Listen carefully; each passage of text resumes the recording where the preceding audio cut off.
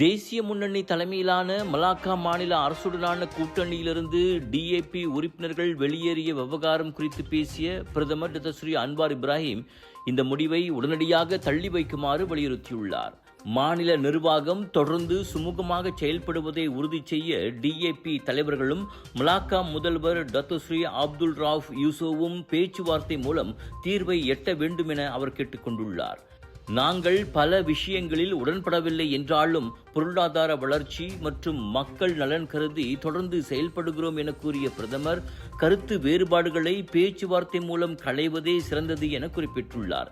7 நியமன சட்டமன்ற உறுப்பினர்களை நியமிக்கும் சட்ட திருத்தத்தை கண்டித்தே மாநில அரசு பதவிகளிலிருந்து விலகி எதிர்க்கட்சியாக செயல்பட போவதாக டிஏபி உறுப்பினர்கள் முன்னதாக அறிவித்து பரபரப்பை ஏற்படுத்தினர்.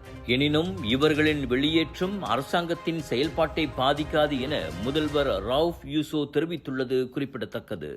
Sunshine Kids, Sunshine Kids, Port Dickson, Sunshine Kids, Telokaman, Sunshine Kids, Sirembantu Central, Sunshine Kids, Forest Heights. The place where your kids shine, the fastest growing, award-winning, best preschool chain in the town. Welcome to our preschool, where learning meets fun. Our preschool provides a nurturing environment for young learners to thrive. விலையோ மலிவு, செலவோ குறைவு, தரமோ உயர்வு, மனமோ நிறைவு. மக்களின் தேர்வு என்ரிகோஸ் முழு ஆடை சத்துள்ள பால்மாவு.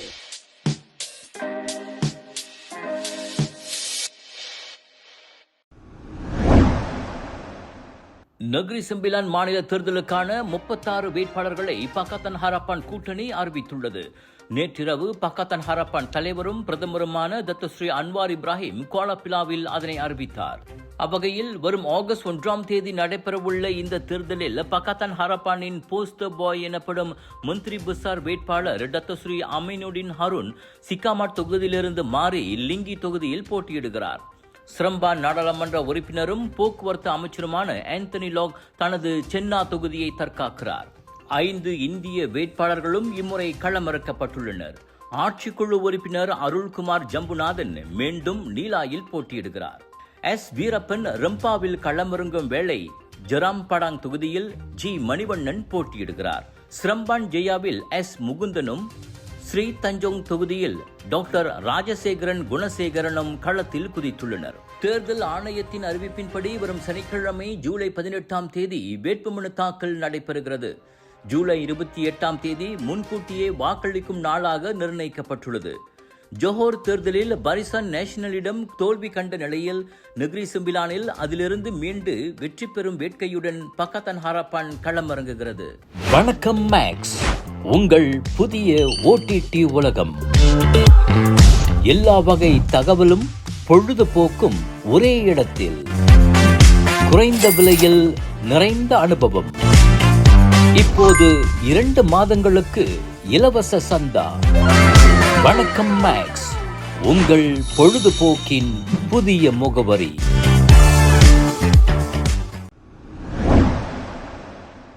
போலி ஆவணங்களை தாக்கல் செய்து சுமார் 3 லட்சம் ரிங்கிட் அரசு நிதியுதவியை பெற்று மோசடி செய்ததாக கூறப்படும் வழக்கில் முன்னாள் அரசு ஊழியர் ஒருவர் கைது செய்யப்பட்டுள்ளார்.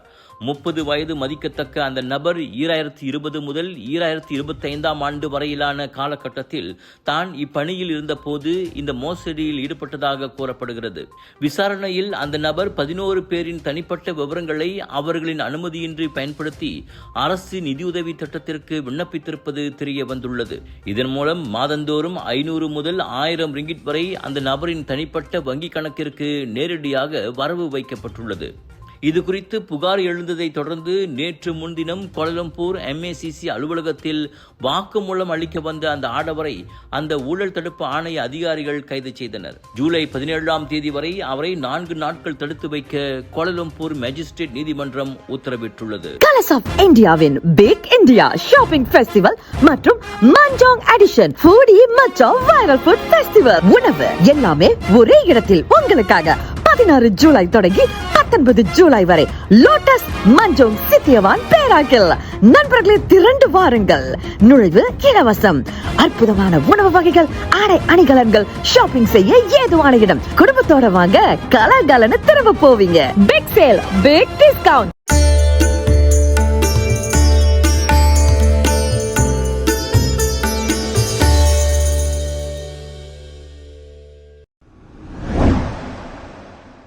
இந்து மத நிந்தனை மற்றும் புனித பொருளை அவமதித்ததாக குற்றம் சாட்டப்பட்டுள்ள சமூக ஆர்வலர் தமீம் தாரி அப்துல் ரசாக்கை தேட தேசிய போலீஸ் படை அனைத்துலக போலீசான இன்டர்போல் அமைப்பிடம் சிவப்பு நோட்டீஸ் கோரியுள்ளது.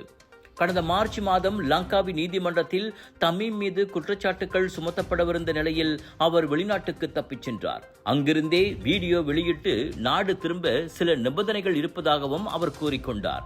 இந்நிலையில் அவரை நீதிமன்றத்தில் குற்றம் சாட்ட ஏதுவாக தாயகம் கொண்டு வர அரசாங்கம் எடுத்துள்ள நடவடிக்கைகள் குறித்து ஜெலுத்தோங் நாடாளுமன்ற உறுப்பினர் RSN ராயர் மக்களவையில் கேள்வி எழுப்பியிருந்தார். அதற்கு எழுத்துப்பூர்வமாக பதிலளித்த உள்துறை அமைச்சர் டத்தோஸ்ரீ சைஃபுடின் நசுத்தியான் இஸ்மாயில், தமீம் மீது இதுவரை 192 போலீஸ் புகார்கள் பதிவு செய்யப்பட்டுள்ளதாகவும் கடந்த மே 17ஆம் தேதி லங்காவி மஜிஸ்ட்ரேட் நீதிமன்றம் அவருக்கு கைது ஆணை பிறப்பித்ததாகவும் கூறினார். அதனைத் தொடர்ந்து ஜூன் 8ஆம் தேதி இன்டர்போலிடம் சிவப்பு நோட்டீஸுக்கு PDRM விண்ணப்பித்தது. தமீமை கருப்பு பட்டியலிட்டிருப்பதோடு அவரின் கடப்பிதழை ரத்து செய்யவும் போலீஸ் கோரியுள்ளதாக அமைச்சர் தெரிவித்தார். அனுமதியின்றி கட்டப்பட்டதாக கூறப்படும் ஆலயங்களுக்கு எதிராக போராட்டத்தில் குதித்து ஆட்களை திரட்டியவரான தமீம் லங்காவியில் இந்துக்களின் புனித சின்னங்களில் ஒன்றான திரிசூலத்தை காலால் மிதித்து பெரும் சர்ச்சையில் சிக்கினார். எனினும் பின்னர் அது திரிசூலம் என தமக்கு தெரியாது என்றும் ஏதோ துருப்பிடித்த இரும்பு கம்பி என்றே தாம் நினைத்ததாகவும் அவர் கூறிக்கொண்டார்.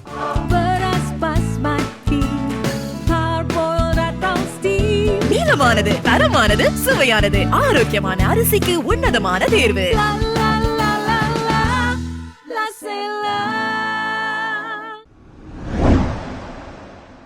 ரவுப் ஜலன் லிபிஸில் அமைந்துள்ள கோயிலில் பக்தர்களின் நகைகள் காணாமல் போனது தொடர்பில் 7 புகார்கள் செய்யப்பட்டுள்ளன.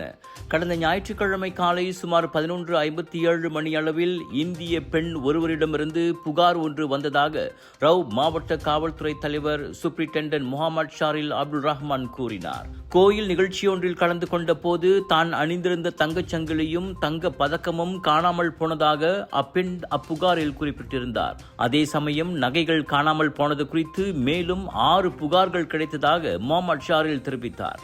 அதனைத் தொடர்ந்து காவல்துறையினர் சம்பவ இடத்தில் விசாரணை நடத்தினர். சம்பந்தப்பட்ட சாட்சிகளிடமும் வாக்குமூலங்கள் பதிவு செய்யப்பட்டன.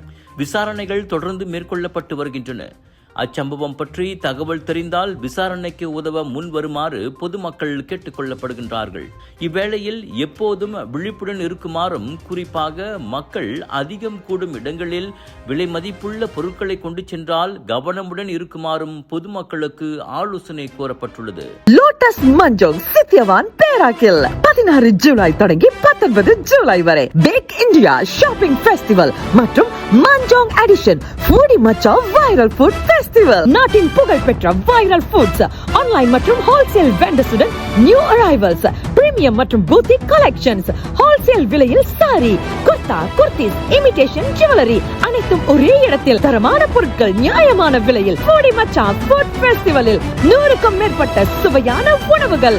டெய்லி வாங்க மக்களே, சாப்பிட்டுக்கிட்டே ஷாப்பிங் பண்ணலாம். Big sale, big discount.